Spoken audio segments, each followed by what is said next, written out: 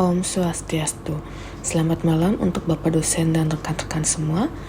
Pada hari ini, saya akan mempresentasikan hasil proposal yang saya buat dengan judul Kopi Yuk, yaitu Ngopi Yuk. Dengan saya sendiri, Putu Eliswatnyani, dengan nomor Indo Mahasiswa 23-62-622-010-323, dengan dosen pengempu yaitu Bapak Iketut Sunarwijaya, SEMSE. Baik, yang pertama saya akan menjelaskan latar belakang dari proposal saya. Untuk latar belakang yang pertama, semakin berkembangnya budaya minum kopi di Indonesia yang semakin didukung oleh kopi kemasan seperti instan, drink bag, dan ready to drink. Ready to drink kini digemari masyarakat urban karena praktis dan tidak berkualitas. Kemudian yang kedua, kesadaran konsumen terhadap kualitas kopi dan lokal mendorong pertumbuhan industri kopi kemasan dan membuka peluang bagi UMKM untuk menghadirkan produk inovatif bernilai tinggi. Kemudian yang ketiga yaitu usaha Ready to Go Kopi Yuk hadir menawarkan kopi lokal dalam kemasan modern tanpa pengawet dan harga terjangkau. Nah, yang kedua yaitu tujuan dan manfaat. Adapun tujuan dari proposal ini yaitu yang pertama, untuk menilai kelayakan usaha dari aspek pasar, teknis, hukum, keuangan, dan lain-lain. Kemudian yang kedua, menyusun strategi produksi dan pemasaran. Yang ketiga, menjadi dasar keputusan investasi dan pengembangan.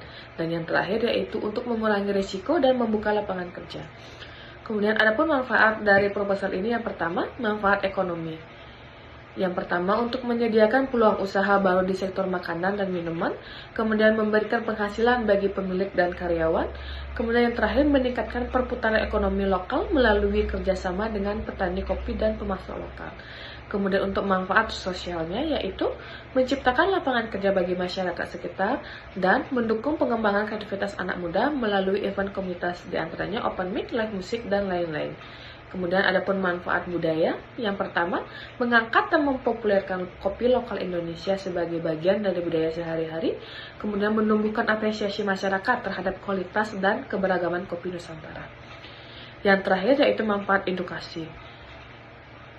Manfaat edukasi di sini yaitu memberikan edukasi kepada konsumen tentang asal biji kopi, cara penyeduhan, dan budaya minum kopi. Kemudian yang terakhir, kemudian ada aspek manajemen. Aspek manajemen ini terdiri dari 4, yaitu yang perencanaan atau planning, pengorganisasian atau organizing, kemudian pengemasan, dan yang terakhir evaluasi atau controlling.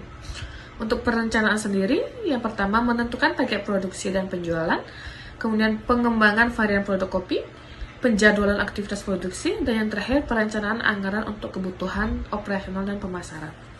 Untuk pengorganisasiannya, yang pertama struktur organisasi sederhana dan pembagian tugas. Adapun pengemasannya itu sendiri yaitu yang pertama produksi menjaga kualitas dan kebersihan, kemudian untuk pemasaran aktif, promosi dan perluasan distribusi, dan yang ketiga keuangan mengelola arus kas dan pencatatan, dan yang terakhir pemilik memantau operasional dan mengambil keputusan strategis. Yang terakhir untuk evaluasi atau controlling. Dengan memantau produktivitas, kualitas, penjualan, dan keuangan. Evaluasi bulanan digunakan untuk mengukur pencapaian dan mengidentifikasi masalah. Jika ada kendala, strategi disesuaikan seperti promosi lebih agresif, penambahan varian produk, atau efisiensi biaya agar usaha Kopi Yuk tetap berkembang dan untung. Selanjutnya, analisis hukum. Usaha Kopi Yuk berkomitmen untuk memenuhi semua regulasi pemerintah terkait produksi pangan, kebersihan, izin edar, dan perlindungan konsumen. Pemenuhan aspek hukum ini tidak hanya menjaga bisnis tetap aman dan legal, tetapi juga meningkatkan kepercayaan pasar dan daya asing. Adapun beberapa aspek hukum, diantaranya itu nomor induk berusaha atau NIB, kemudian surat izin usaha perdagangan SIUP atau izin usaha mikro dan kecil atau IUMK, kemudian sertifikat produksi pangan industri rumah tangga, izin edar BPOM, sertifikat halal MUI, perlindungan hak kekayaan intelektual, dan yang terakhir perizinan lingkungan. Analisis SWOT. Adapun analisis SWOT dalam proposal ini yaitu yang pertama untuk kekuatan atau strength. Kekuatannya harga terjangkau, harga rasa khas lokal, kemudian praktis dan mudah dibawa kemana saja. Kemudian untuk kelemahan atau weakness, masih baru, belum dikenal, kapasitas produksi terbatas, dan distribusi belum luas. Kemudian untuk peluang atau opportunity, tren kopi kekinian masih tinggi, dan bisa ekspansi online. Kemudian yang terakhir yaitu ancaman atau threat, banyaknya kompetitor, perubahan tren cepat, serta fluktuasi harga bahan.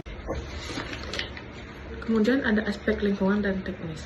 Dalam usaha kopi ready to go, Kopiu menjaga keberlanjutan lingkungan dengan memilah sampah, memakai kemasan ramah lingkungan, menghemat energi dan air, serta memantau limbah secara rutin.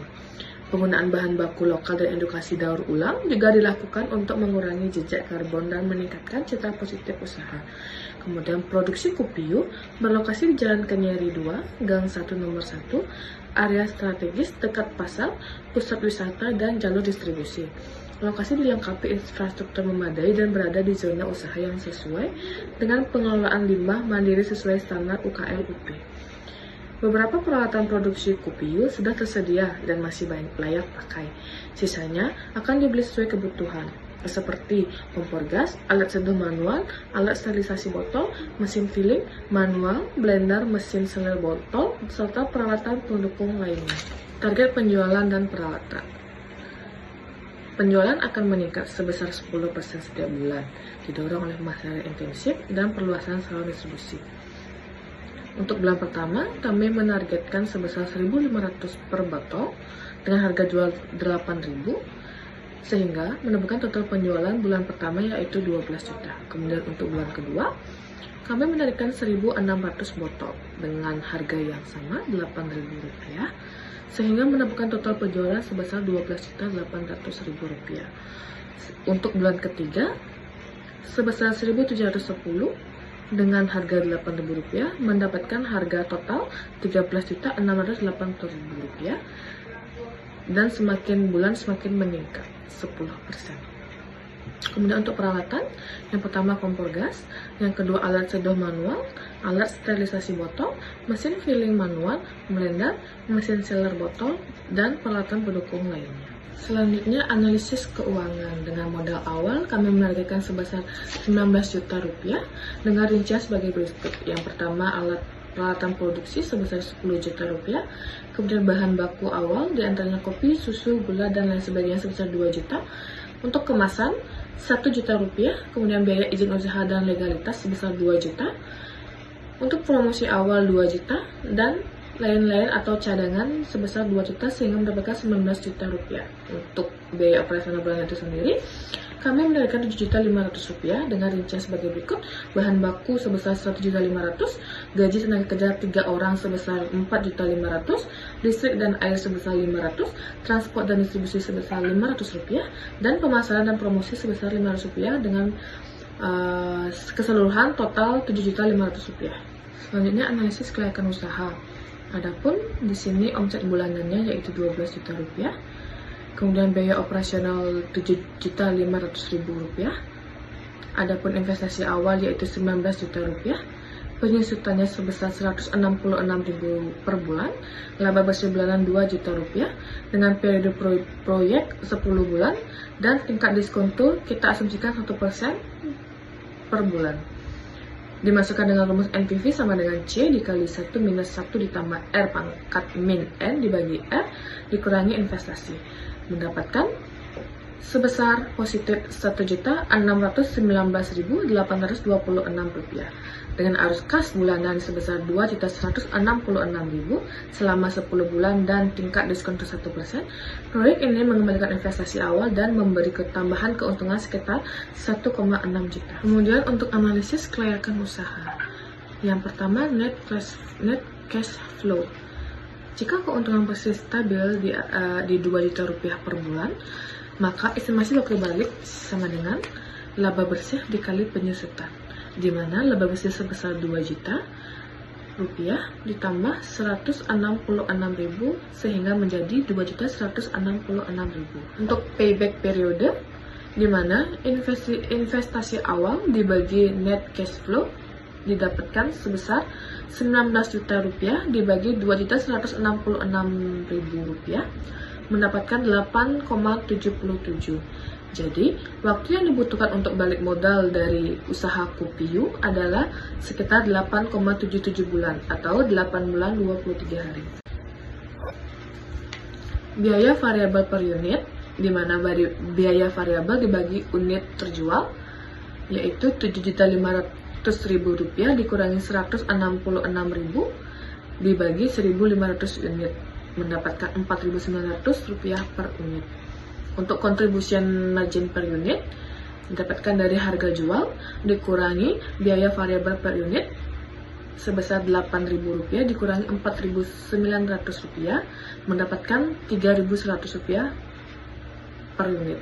Kemudian untuk BEP dalam unit didapatkan dari biaya tetap dibagi contribution margin per unit mendapatkan Rp166.000 dibagi 3.100 sehingga mendapatkan hasil 53,55.